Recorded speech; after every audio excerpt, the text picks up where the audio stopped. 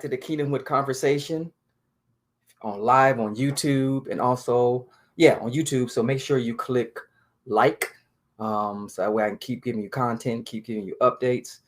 For those of you who are tuned in on Facebook to the Kingdomhood conversation, thanks for tuning in. First of all, I want to say I'm wishing all the men out there happy Father's Day. Um, this is a time that you are recognized for your greatness.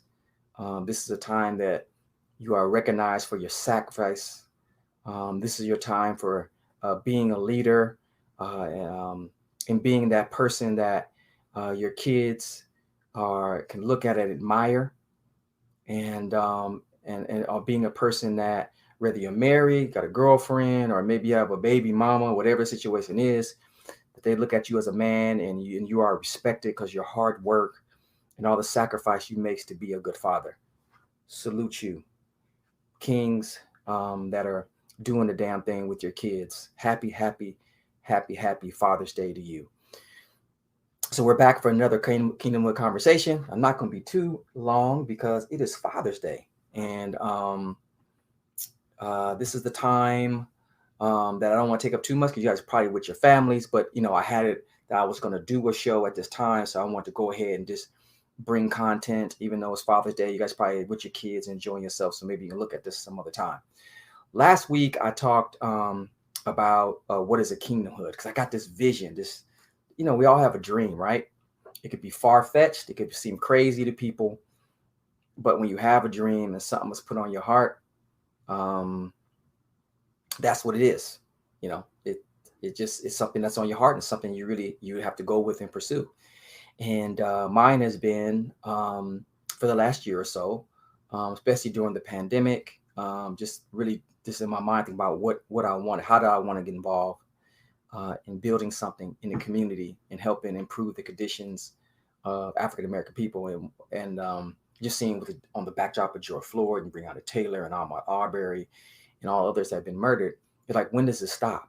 We protested, we've lobbied, we voted, we petitioned, we've got laws changed, only to see incremental benefit of that. But nothing has really changed the game where Black men feel safe. There's a city where they can call their own, where they don't have to worry about walking down the street and getting harassed by police, where they don't have to go into dilapidated schools, where they see business opportunities in Mecca within their own community. It just doesn't exist. But my vision was to actually build one like we had in Black Wall Street, like we had in Florida, in Rosewood, like we had Sweet Albany, like we had Brownsville in Georgia, like we had in North Carolina.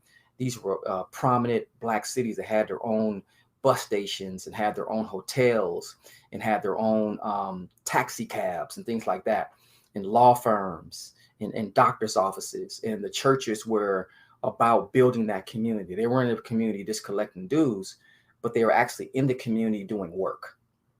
So there was a time when we had a kingdomhood. And I think it's really time for us to bring that back. I mean, you can call it Kingdomhood, Black Panther, call it Wakanda, call it Black Town, whatever you want to call it. But a city that was built by us for us. Now, this clearly does not mean no other races can live in the city, but it clearly means that it's owned and controlled by us. Why not? Other races have them. And I'll say this time and time again, other races have them, right? Other races have cities where they own and control. And then when we go to school and get a college degree, or we, begin to advance in life, the first thing we do is move into a city where that's controlled by people that don't look like us.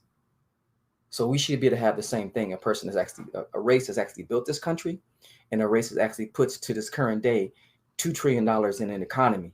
But yet we still own less than 0.5% of America's wealth.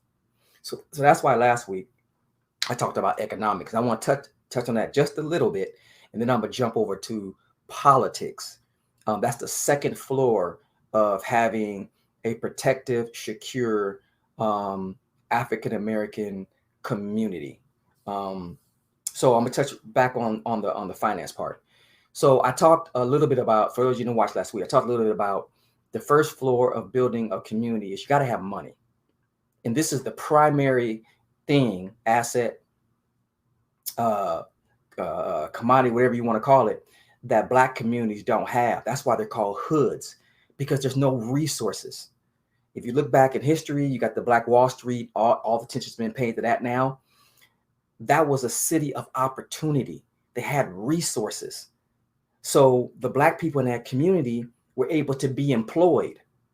That's why there was less crime, less violence, and all that type of stuff, because you got people who have jobs. If you put men to work, if they can wake up every morning and see opportunity within their defined city, they'll be less apt to sell drugs. They'll be less apt to get in gangs because there's opportunity within that city. When they go to the grocery store, that's owned by a Black man. They go to the auto parts store, it's owned by a Black man. They go to the grocery store, it's owned by somebody that looked like them. If there's a hotel in their particular city, it's ran by, it's owned by a successful African-American male that can offer them jobs. When there's revitalization in their communities and there's investment coming in, it doesn't have to be all Black dollars, but that investment, say for example, I was just talking to my son today who lives in Dallas, and he was talking about, and that's happened here. If you notice downtown LA, where it's all foreign investment, that's all Chinese money.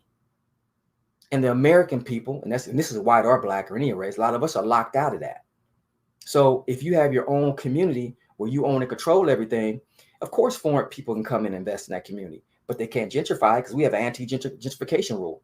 And any money that they invest is going to have to be put into the Black bank that I talked about last week, that within the Black community, there are Black banks where all the businesses and all the local residents put their money into this bank, right?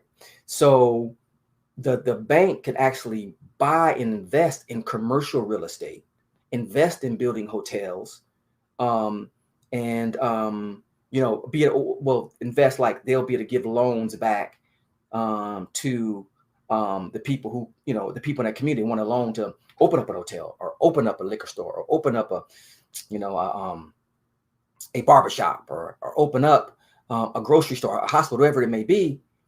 The bank in that community, since you have our own Black bank in that community, you can step out your house and go a mile down the road, 2 miles down the road, and walk into a bank where somebody that looks like you, and they can give you a loan. Now, again, there's qualifications to it. You got to qualify for the money, but you have a Black bank in your community. We have no banks in our communities. The only thing we have in our communities is the white banks. So, I mean, we're not, and usually those are dry, but it's a white bank. And this is why all this gentrification is happening, because you got all these foreign people. You have, sometimes it's just white real estate developers that come into a Black community, and then buy up everything. And then what happens? The Black people get moved out. It is the modern day Black removal. It's called Black removal. So the old Black removal was, if you want to know where Black cities were, this is what you do. Any of these major highways that you see, in all these major towns across America, those used to be Black cities. All these national parks that you see, a lot of those used to be Black communities. Some of them may have been, Indian communities as well. But where you see all the public domain, a lot of that stuff was Black communities that they came in and removed Black folks out. An example here locally is the 10 freeway. There was a city called Sugar Hill in the west side on the 10 freeway, somewhere around Bundy and National, called Sugar Hill. That was a thriving Black community. What they do, and this is in California. This is not in Alabama, Texas, Mississippi. We talking California, which is pretty much as passive aggressive racism. They ran a highway, the 10 freeway, right through a Black neighborhood. Here's why I say that. You cannot find me one highway in America that was ran through a white suburb. I guarantee you can't find one. You can't find a national park. You can't find a freeway that was ran through a white neighborhood, because they don't do that. They don't push white people out there. They don't push white people. There's no such thing as a white removal act where they push white people out their neighborhoods. Okay, so that only happens to Black folks, and that's what happened to a lot of our towns too. They either were bombed, or they ran highways, or they snatched the land, did national park, and claimed eminent domain. Okay, so that's what happened in a lot of our Black cities. But up to this point, that's why there's a lack of. But now, I think with the opportunity of building a new city, I think that would be a little bit hard for them to do. It just actually just they can't bomb it and they can't blow it up like they did in Philadelphia, like they did in Tulsa, like they did in Sweet Albany, that was in Georgia. They removed these cities like they did in North Carolina, like they did in Illinois, because of social media. There's a spotlight on this stuff now, so it'll be a little bit hard for them to do. But the underhand passive aggressive program, the underhand program, is they do the new thing is gentrification. That's the new black removal. Like they're doing in Inglewood. They're running a train down Crenshaw Boulevard, right down that city, where they know the predominantly blacks are. You think they're building a train because they love Negroes? Absolutely not. Matter of fact, on Crenshaw used to have a moratorium where the building can only be so high.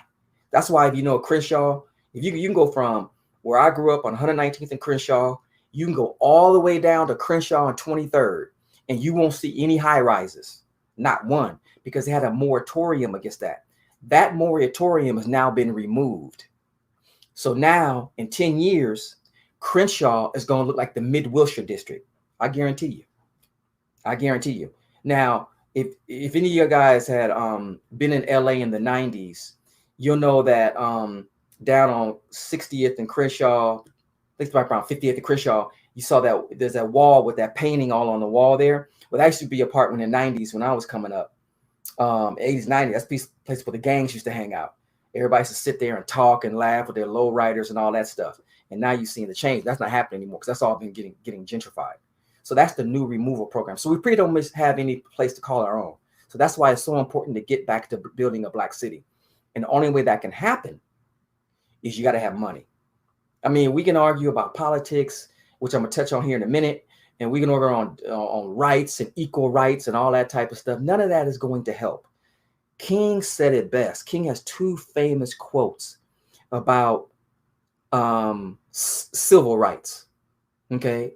He said, what did I integrate my people into? In other words, he was fighting for integration, but he integrated his people into a race, into a society that did not want them, and also did not give them any resources to survive.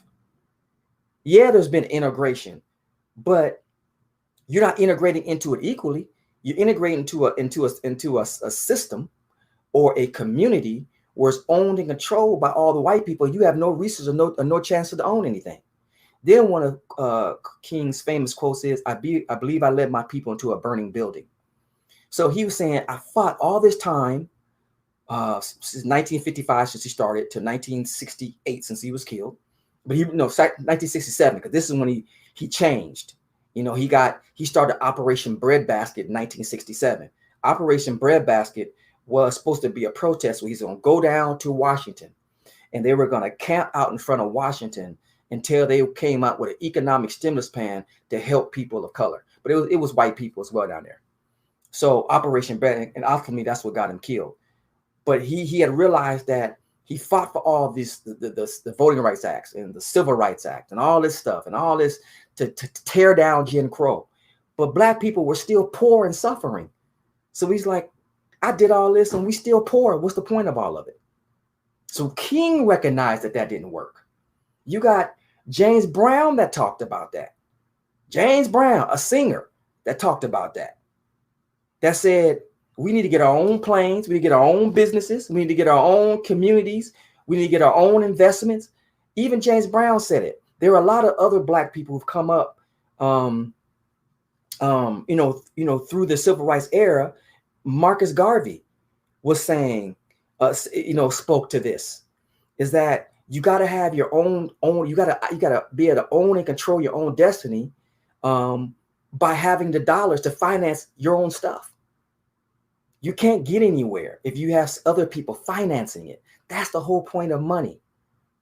You're begging your oppressor to give you, to finance you, or to change the system so you can fit in. That hasn't happened yet. And it probably never will. You've seen all the stuff we've been through, and very little has changed. So that's the point where I touched on finance last week. Having black banks. having and make sure we're investing. The local residents are investing in their local communities and putting their money in a black bank, and that black bank be the financial resources for building of businesses in that particular community. Because where there's business and where there's opportunity, there's going to be less crime. There's going to be less violence. Any socialist, any psychologist or sociologist will tell you, whether it's white or black or no matter what the race is, where there's no resources, there's high crime and violence. And the black communities throughout this country have no resources. The white ones do, the Asians do, the East Indians do, the Arabs do. Okay, they're no better people than us. Here is the key. The problem with what I see with black people. Y'all correct me if you think I'm wrong. White people are they work harder than us? Asian people, Indian people, whatever race, are they smarter than us? Are they more creative than us? No. But you know where they are better than us? They out-organize us. I think it was Marcus Garvey that said, the way to defeat the black man is disorganization. They keep us disorganized. We're fighting over Democrat and Republican. You got black folks on the Republican side, black folks on the Democrat, fighting each other over something you don't own and control. We won't work together. We won't come together and build something because we ready to, because I don't know, maybe some of them just have slave mentalities. They don't want to offend their white business partner, owner, boss, whatever you want to call it. But we are so disorganized, and we've been tossed in slavery to work against each other when all the other races are working together. I don't think other races are getting special treatment any more than we could get if we came together. I don't think they're born with more opportunity than us. I mean, of course, there's outliers because you have some people who are born into a rich family, but for the most part, I think because they're more organized than us. They pull their resources together and they build a community. You go to every major city and there's a Chinatown. I asked you this question: has there ever been a highway built through a Chinatown in America? No. How about a white suburb? No. How about a Jewish community? Have you seen a highway built through their community? Or they take their property and build a park or something? No, just us. Just us, because they know they can do it and get away with it. And part of it is because of fear. They're worried about really black people becoming in power and things like that. That could be part of it. But the other is because we are disorganized. So we really have to lock in and hone in on our finances and investing in our own communities, having black banks and having those black banks reinvest in the communities.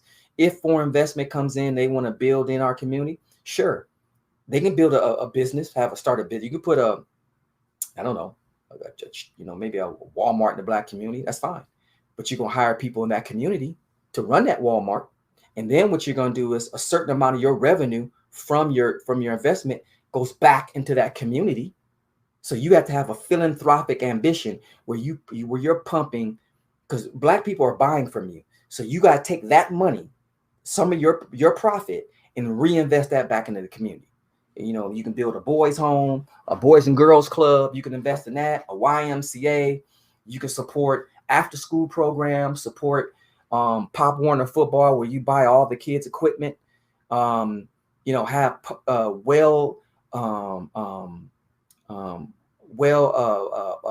what's I'm looking for? Parks that are well equipped parks and things like that, like they do all the other communities. Yeah. So that's what we got to have. And we've done it before. But let me go back. The reason why we were able to do it before, to build a Tulsa, to build a Rosewood, to build a Sweet Albany in Georgia, to build a black business mecca in North Carolina, because this is all we had. All we had was the other. I don't care if you had a PhD or a GED. All I had was you, because we all had to be in the same neighborhood. We couldn't move to white areas. They wouldn't let us. And at that time, you had to have a blacksmith. You had to have a black plumber. You had to have a black electrician.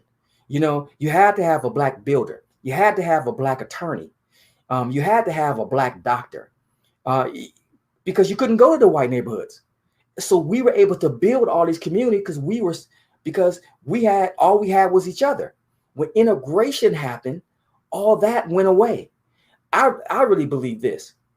They integrated us so they can watch us. Rosewood is and Tulsa are the biggest examples of that. When we were building our community, they got scared. They didn't know what we were doing, what we were talking about, what we were planning. So they bombed it. But they said, well, hey, we can integrate. We can let a few of them in the community because then we can better watch them. We can let them in, invite them over for Sunday dinner to see what they're thinking. Keep an eye on them. And that's why you got all these black Republicans. The black Republicans are going to report back to their owners.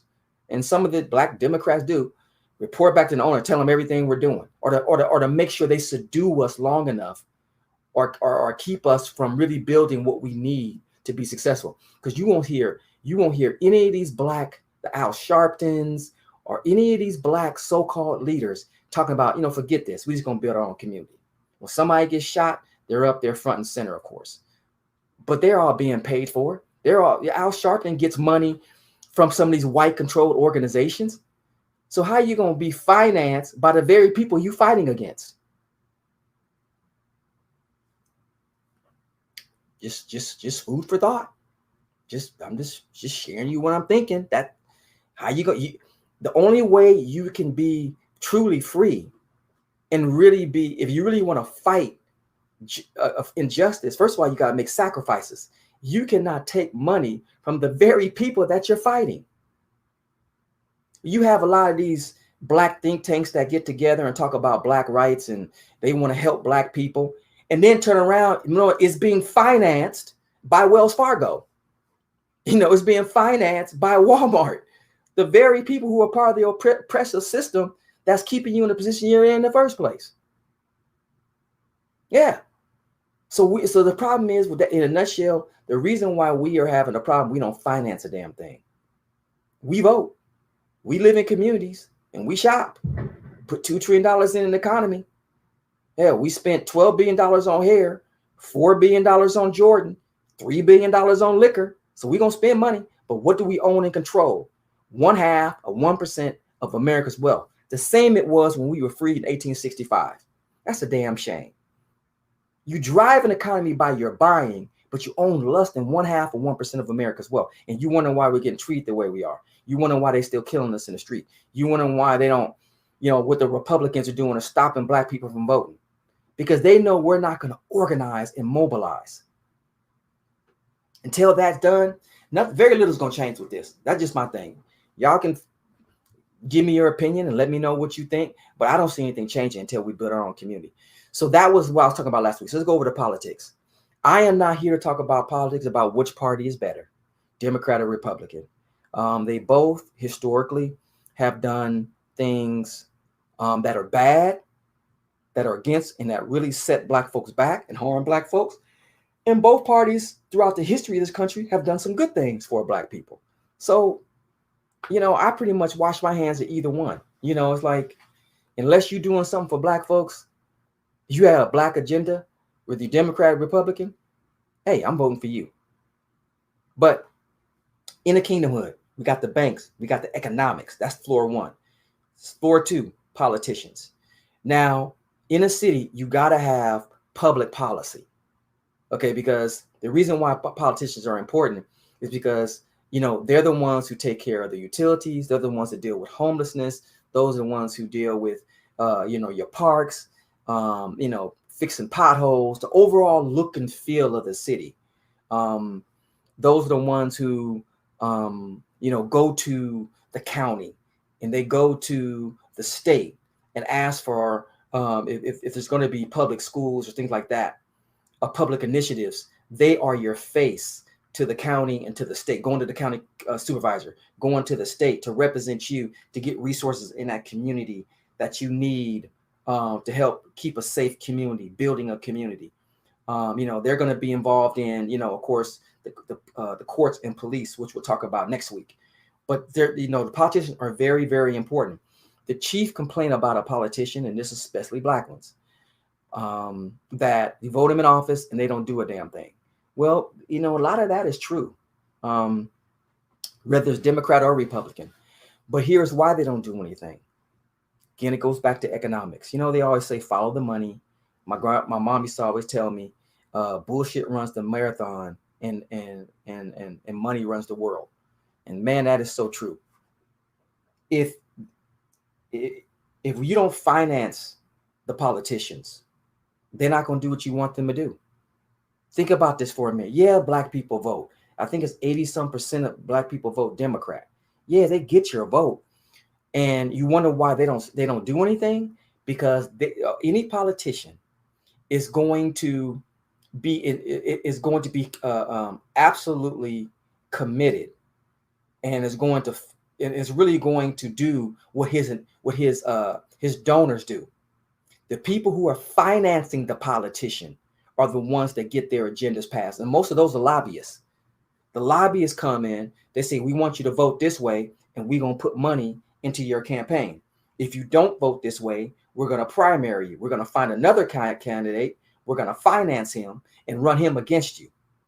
So the people, I think it was Joseph Stalin, said the people who vote have no power, but the people who count the votes have all the power. Okay, so the people actually counting the votes and the people who are tied into the politicians financially, those are the ones that have all the power. So in a safe city, a Kingdomhood, a Wakanda, a black town, another Rose, whatever, the city, the businesses are financing the politicians. We are paying you. We're going to finance your campaign. We're going to do that, whichever, at the end of the day, they could be all black, but they could be other. They could be white, just depends, I don't know. But you're financed by the city, these black organizations. You're financed by them. So since we're financing, you're going to do what the hell we want you to do. That's the way politics is done. Black people, we got to learn as African-American people. We have to get into politics to protect and stop getting into politics to get. We go to town halls. You got the mayor there, and we're saying, well, what you gonna do? That's the favorite thing black folks say. What you gonna do for what you gonna do? What you gonna do? Nothing. Well, I ain't gonna do nothing because you don't finance a damn thing. You are not financing my campaign. You are not having fundraisers for me and raising money for me to win again. Because at the end of the day, to win, it takes money, but it also takes a lot of time and a lot of cash. And white people are financing these black politicians. That's why they don't do nothing for the black communities for the most part. And that's all of them. That's why none of them have a black agenda. So if I finance a politician, then we can demand that he has a black agenda for that community. Community cleanup, taking care of the sewage and all those type of things. We demand that he's street sweeping and clean and all that stuff, taking care of the graffiti if there's any, and all that, the overall look and feel of the city. That politician will be committed to that area because he is not only voted in, but he's financed by people of that community. He's financed by black folks. Then at that time, you'll get what you want out of a politician because you financed him. That is the crux of it. That's the problem that we have. I mean, do you really think? I mean, you look at Barack Obama. Black people didn't put Barack Obama in office. The Jews did. We didn't finance Barack Obama's campaign. White people did. And that's why he didn't do a damn thing for black folks, because white people financed his campaign. All these politicians you got around here in LA, the city councilman and state legislator, white people are there's some black people who are giving them money, but for the most part, white people are financing these politicians. So you buy them. Buy the politicians, and you want to worry about them not doing anything that needs to be done for your community. That's the second floor. You got economics. Now you got the politicians, and you buy the politicians. Okay. So I don't want to take up too much of your time, but I just want to get that point across. And if you look at all those black communities that we had, in history, they had black oversight. They had black investment. You know, Rosewood and Tulsa had black investment. You know, of course, they got jealous and they bombed it. We know that. The history is clear. But we were able to build that because we were organized. We got to get organized. Okay, we've got to get organized and build something. Nothing is going to change until we build our own schools, you know, our own communities. I mean, have our own buses, own tag, you know, own cab company, whatever it is that we need to have, grocery stores, hospitals, and we have them in our own defined community like every other race was. We're never going to get to a place where we feel safe and have a city to call our own until we build it. We've got to stop begging the very person who's a part of this oppressive system. And racism, we have to understand that race is exactly what it is. It's a race. It's a race. It's a race between two different cultures. And white people are running the race because they control the system. They control the system. So if you're talking about equal rights, you hear all these all these black leaders talking about, there's no such thing as equal. It will never be equal. We've been here 400 years and it hasn't been equal. And it's never going to be equal because you're asking white people to give up power. The racism is not a person. It's a system. And when that system is controlled by a particular race and that gives them power, they are not going to give up power. There's always this, they give you this window dressing. They give you this, they give you a distraction, right? They give you, it's like a minstrel show. They say, okay, we're gonna go war on poverty. What do you mean war on poverty? What the hell does that mean? Has poverty stopped? Lyndon Baines Johnson in the 1960s said he did a war on poverty campaign. We still got poverty because that's a capitalist society. You're going to have rich, you're going to have poor. There's you're going to have middle class. You're going to have people that own property. You're going to have people that live in apartments. There's always an in and an out. There's a yin and a yang. There's a plus and a minus. They're never going to get rid of poverty. That is just some, if you look at all the policies and research they've done over the last 100 years to stop poverty, and it's still here. We did all this research on police killings. They're still killing police. We did all research on the conditions of Black America. They came back. The main reason why Black America is in the position it is now is because of racism. Where has racism changed? Nope. It's evolved is what it has done. They just come up with better ways to do it. You can't be so overtly racism where you go hang a Black man from a tree, or you tell him I'm not going to hire you, or you tell him you can't move in this neighborhood. They have passive aggressive racism, like Wells Fargo Bank wouldn't loan money to Black people. They get an application with a name like �𝐿𝐒 on it, and the applications were denied. Or when they approved somebody, like they approved Malcolm or Andre, the interest rate was higher than it was of white people. Or what they do is they come up, and that's the same thing for the job sector. Or what they want to do is when they want to get rid of Black folks, they run a highway through your neighborhood, they gentrify the neighborhood, things like that.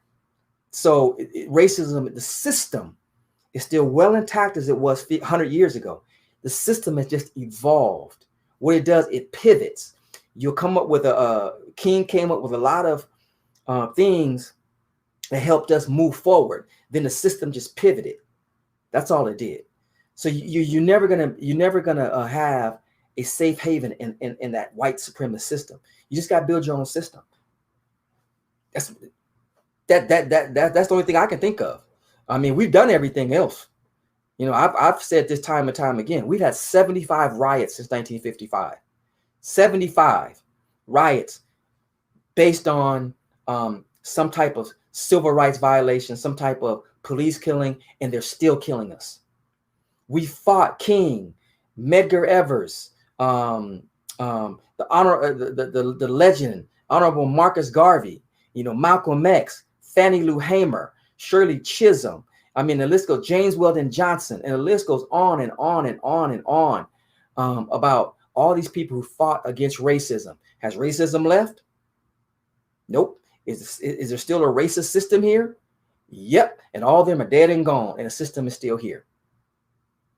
Because you are begging to get into a system that does not want you. When are we going to stop doing that? Build your own system. Build your own community. You know, we grew up in these dilapidated hoods, right? And then we go to school, get a college degree, sign an NBA contract, NFL contract, or become a lawyer, doctor, engineer. What do? We move into a white neighborhood, and we feel we've arrived when we've done that. Oh, I live around the white boys. Oh, I'm arrived. When white people, Asian people, for the most part, be successful, they get a school, get a college degree, and go back to their communities. Go back to their community and work in their father's business. And then it helps build that community. They come put their education, and all their work back in their community. We get a degree, leave our communities, and go make somebody else's community more affluent. Because you buy this big old house in their community, that helps their property go up. Knowing that you have a big basketball star that lives in a white neighborhood. Because they built communities, we can do the same thing. We just got to want to do it. That's what it is. So I'm going to end with that. Economics, politicians. You can beg, cry, vote, plead. How many times have we seen crying mothers on TV crying about their babies being killed? How many people has fought to talking about they're going to have equal rights? And we talked about police killings. We talked about politicians that don't do anything. What has changed? You ask yourself, just honestly, what really has changed? Absolutely zero. That's why I believe that building your own community is the only resort. There's about 12 cities for sale throughout this country that Black people can go buy and build their own community. We can build another Wall Street, if Black Wall Street you want to. We can do that. It's really simple. It's not nothing hard. We just don't want to do it because a lot of us just have a slave mentality for whatever reason that is. It's just sad, man. It's just sad. You hear very few people talk about what I'm talking about. Building your own schools, building your own communities, having your own hospitals, having your own grocery store that are owned by Black folks. Very few people will talk like this because they understand that since they're being financed by the white power structure, and the white power structure won't approve of Black people building their own community because that'll scare them. That's why you hear none of them talk about it. Oh no, they won't talk about this. And it's the last result. It is our only result. Next week, we're going to talk about the courts and the policing. When you have a Black community where you have an economy, you build a thriving Black economy, and you have the politicians that you financed to support that community, then you own and control the courts and police. You got Black people walking into a court that's controlled by white people. Hell, I went to court and the only thing Black in there was me in the judge's robe. I ain't got a chance in hell. How about we have court systems that are owned and controlled by Black people and policing that are owned and controlled by Black people? Would that be a difference? That those polices and those judges live in that same community? Oh, we're going to talk about that next week. One last thing. People ask me, this is some kind of I'm changing the subject. People kind of ask me throughout my life and just recently, what would I rather be called? Black. This is my food for thought. 2 subjects you guys can think about. What do I like being called, African American or Black? And I would always say that it doesn't really matter. I'm not really too big on caring about what I'm called, just as long as it's respectful. But the one thing I will dig on that just a little bit is, I'm to the point now that I think about this question a lot. And I'm like, well, that I'd really be called like a native Black man or a native Black American or a native Black. And here's why I say that. It's because the race, according to the Bible, for all you Christian and religious folks, the Bible says, and the Bible shows, the research shows that the Garden of Eden was in Africa, in the African continent. So Adam and Eve were made from dirt, right? And I ain't seen no white dirt, brown dirt. So they were people of color. according to, so all you people who don't believe in God, who are atheists, all the archaeological research and evidence that was found shows that the race began in Africa.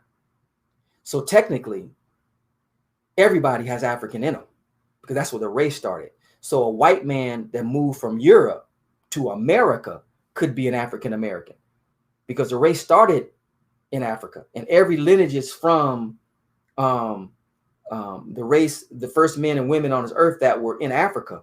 Every human being in the lineage before that, after that, has African in them, pretty much. So anybody could be an African American. It doesn't really drive me, a black man, either way. It doesn't really speak to us because, again, you can come from Asia and you come to America. You can kind of call you an African American because your people begin in Africa because that's where the race began. So anybody of any other race that comes to America could be technically an African American. That's my feeling on that. So I'm a native black man in America.